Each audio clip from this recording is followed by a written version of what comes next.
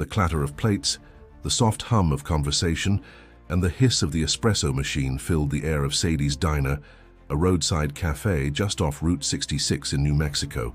Bruce pulled his ball cap lower over his forehead, hoping to avoid recognition. He'd gotten good at blending in. His scruffy beard and faded flannel shirt helped. Fame was a strange thing. Sometimes it opened doors, and other times all you wanted was for it to close behind you. He sat at a booth by the window, hands wrapped around a mug of black coffee. It was early, just past 7 a.m., and the diner was mostly empty except for a trucker by the counter and an elderly couple quietly sharing a short stack. Then she walked out from the back. A waitress, maybe early 20s, hair tied back in a loose ponytail, with tired eyes but a warm smile. Bruce barely noticed her at first. She moved from table to table, checking on customers, refilling mugs, joking softly with the cook in the open kitchen. There was something familiar in her energy, in the way she tilted her head when she laughed, but Bruce told himself he was imagining things. Then she came to his table. "Morning," she said. "You doing okay over here?" Bruce looked up, ready to give a simple nod, but his words caught in his throat. Hanging around her neck, swaying gently as she leaned forward to refill his mug, was a necklace, a small silver locket with a blue stone in the center, a stone the color of deep ocean water. His chest tightened. He hadn't seen that necklace in over 20 years. It had been a gift, something he'd bought on a film set in Prague, a trinket from a street vendor. He gave it to Claire, his daughter, when she was 5. She wore it every day until the night she and her mother left, without warning, without goodbye. Bruce's fingers tightened around the coffee cup. He studied the girl's face now, really studied it. There was something in the eyes, a softness, a hesitation just under the surface. Claire had those same eyes. She glanced down, suddenly self-conscious under his stare. "Sir, you okay?" Bruce blinked.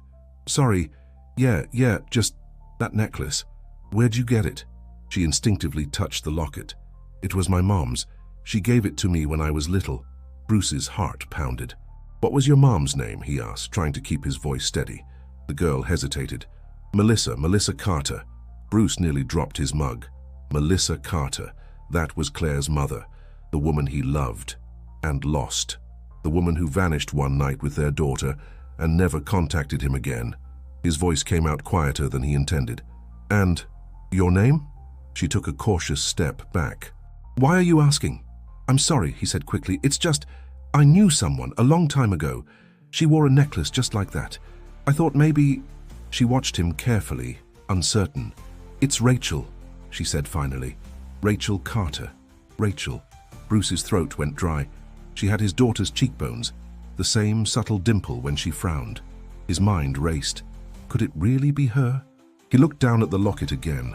He knew, without a doubt, that was the one he'd given Claire all those years ago. And now, it was here, around the neck of a waitress named Rachel Carter. His voice was barely a whisper. "I think I'm your father." Her eyes widened. Her face paled. The tray in her hands began to shake. And in that single moment, Bruce Willis's world shifted under his feet. If this moment caught you by surprise, don't forget to subscribe and leave a comment about where you think this story is heading. Your support helps bring more real-life stories like this to life. Rachel stood frozen, eyes locked on Bruce. His words echoed in her head, louder than the murmur of the diner around them. "I think I'm your father." She didn't respond right away. Instead, she slowly backed away from the booth, as if the ground beneath her had turned unstable. Bruce rose from his seat instinctively, but she put a hand up, an unspoken stay there. I have to check on an order," she mumbled, and turned sharply toward the kitchen. Bruce sat down again, heart hammering in his chest. He hadn't meant to say it so bluntly, but what else could he have done? That necklace, her face, her name, it all pointed to the same impossible truth. Behind the kitchen counter, Rachel leaned against a shelf and tried to breathe. Her mother had always been secretive about the past, said that Rachel's dad was someone she didn't need to know. "He's not in our lives and it's better that way," Melissa used to say. It was always the same, vague, closed off. But she remembered once when she was about 9, finding an old photograph in her mom's drawer. A man with kind eyes and a half smile, balding, with strong features. She'd asked who it was. Her mom snatched the photo away before Rachel could even study it. "That's no one, forget it." Rachel never forgot it. And now, standing in this tiny kitchen, she was face to face with that same man, older now, wearier, but undeniably him. She looked down at the locket, opened it. Inside was the tiny photo she'd seen 100 times, of her mom and a man holding a toddler. Rachel had always wondered. She walked back to the floor slowly, deliberately. Bruce looked up as she approached. She didn't sit, just stood by the edge of the booth, fingers twisting the hem of her apron. "I want to ask you something," she said, "but I need you to be honest." "Anything," Bruce replied. "What was her favorite song?" she asked. "My mom." "When you knew her?" Bruce's eyes softened. "Tracy Chapman, Fast Car. She used to put it on while making pancakes on Sundays. Sang off key every time." Rachel's lips parted, but she said nothing. That song had always been around the house. Melissa never explained why she loved it so much, just said it reminded her of simpler times. Bruce continued, his voice quieter now. "She hated cold weather. Always said snow looked nice in pictures but felt like a punishment in real life." Rachel gave a small, involuntary laugh. "She used to call winter 6 months of betrayal." "That's her," Bruce whispered, almost in awe. "That's her." She sat down finally across from him. Her hands were shaking, but her eyes never left his. "Why weren't you there?" she asked. The question landed like a weight between them. "Why did she never talk about you?" Bruce took a long breath. "We had a fight. She left while I was away filming. I didn't even know she was gone until I got back. I searched for years, hired people, nothing. It was like she vanished." Rachel didn't speak. She didn't know what to feel. Everything she thought she understood about her life was being peeled back, like paint revealing an older color underneath. "You said you think you're my father," she said. "Are you sure?" Bruce reached into his wallet and pulled out an old photo, creased, faded, but still intact. A photo of him holding a baby girl next to a young woman with long, dark hair. "Melissa." Rachel stared at it. "That's my mom," she whispered. "That's me?" She clutched the photo with both hands, and for the first time that day, she didn't feel like a waitress anymore. She felt like a daughter. Bruce sat in his hotel room long after the sun had dipped below the horizon, the glow from a muted television flickering across the beige walls. The photo of Melissa and baby Claire lay on the nightstand. He hadn't touched it since giving it to Rachel, afraid of jinxing what had just begun. He replayed their conversation over and over. Her voice, the way she clenched the photo, the disbelief in her eyes fighting with something else, recognition. The next morning he returned to the diner. She wasn't there. "She called in," the older cook told him without looking up from the griddle. "Said she needed time off." Bruce nodded. He understood. He didn't push. Instead, he drove. Nowhere in particular, just long stretches of highway, letting the dry wind whip against the windows of the rental car. His phone buzzed with messages from his agent, his assistant, some producer about a script that suddenly didn't matter. All he could think about was her, Rachel, his daughter.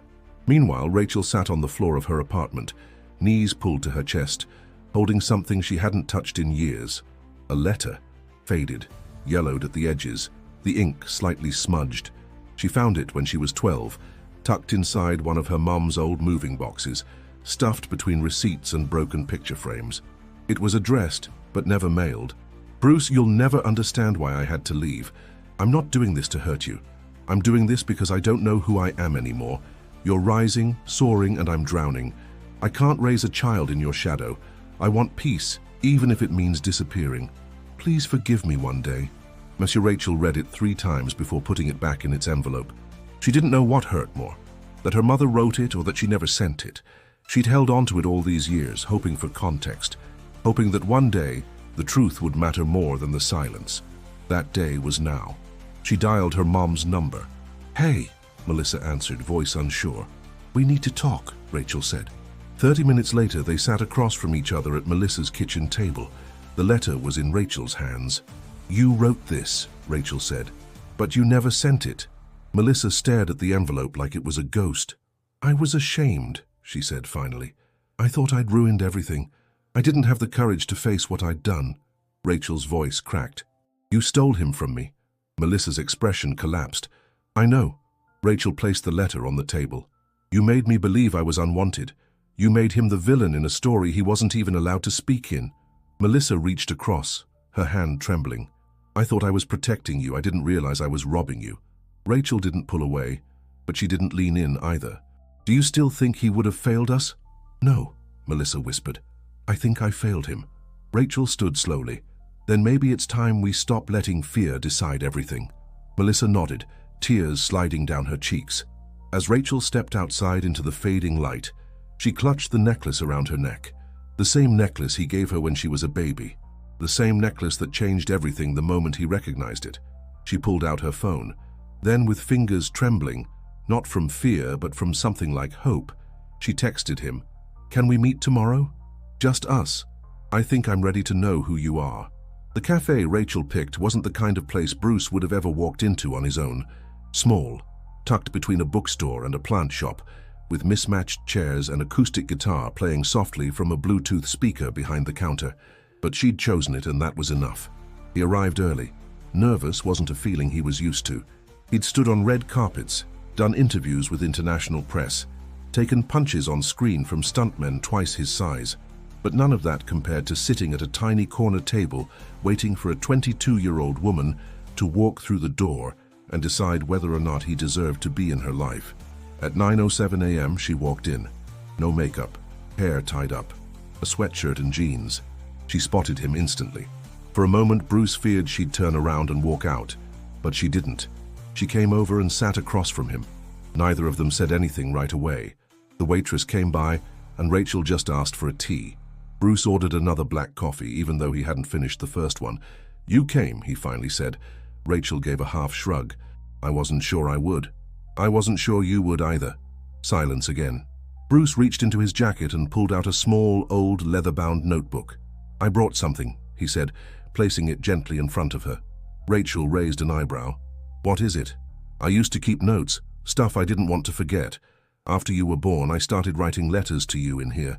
I didn't even realize I kept doing it until years passed." She didn't touch it right away, just stared at it. "Why?" "Because it was the only way I felt close to you. Like I was still your dad, even if you never got to read the words." Rachel hesitated, then slowly opened it. The pages were worn, the handwriting uneven, sometimes angry, often tender. She flipped through them quietly, pausing on a page dated 3 days after her first birthday. "I missed your birthday today," it read. "I wonder if you like cake. I wonder if you smiled. I wonder if you know you were loved, even if I wasn't there to tell you." Rachel closed the notebook. Her eyes shimmered, but she didn't cry. "That's why I never stopped looking," Bruce said, his voice low. "Not because I needed to fix something, but because I didn't want to leave this world without giving you a choice. To know me, or not, but on your terms." Rachel sat back, arms crossed, but not defensively, thoughtfully. "You're not what I imagined," she said. "Good or bad? Just different." She exhaled. "You're quieter." He chuckled softly. "I save the dramatic stuff for the screen." "I hated you," Rachel said suddenly, not cruelly, just honestly. "For years, for not being there, for never caring. And now, I don't even know where to put that." Bruce nodded slowly. "I don't want you to pretend it didn't happen. You're allowed to be angry, to not forgive me. I just want to know you. As much or as little as you'll let me." She looked at him for a long time. "Okay," she said. "We'll start slow." Bruce smiled, the kind of smile that starts behind the eyes. "I can work with slow." They sat in silence again. But this time it wasn't heavy. It was open, it was honest, it was the first moment of something real. 3 months later, Bruce stood at the back of a small community center just outside Santa Fe, watching Rachel walk across a modest stage in a navy blue robe. Her name had just been called, Rachel Carter, Associate of Arts in Business Administration, and now she was shaking the dean's hand, trying not to trip over her sneakers. She looked out into the crowd, eyes scanning the folding chairs until they landed on him. He smiled. She smiled back. It wasn't a movie moment. There was no music swelling, no camera flashes, just two people, finding their way back to each other, one small step at a time. After the ceremony, he waited outside by her car. She walked toward him, diploma in one hand, tassel still swinging beside her ear. "You showed up," she said. "I wouldn't miss it." She looked down at her feet, then up again.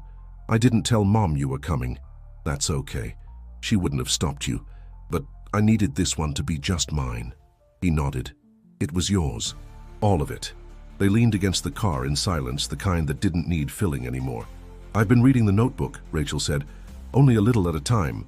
Some of the entries are hard. I understand. I found one about a camping trip you wanted to take me on. You wrote that you'd teach me how to fish even though you're terrible at it. Bruce laughed. Still am. I'd like to go. He turned to her. Fishing? She shrugged. I mean, not because I want to learn. I just want to see you try. He chuckled. Deal. Rachel looked out toward the horizon, where the desert met the clouds. I used to think the past was a wall, something that blocked me from moving forward. And now? She looked at him. Now I think it's a door. But you have to want to walk through it. Bruce's chest tightened. There was so much they'd lost: birthdays, scraped knees, school plays, quiet nights that should have belonged to them. But what mattered now wasn't what they missed.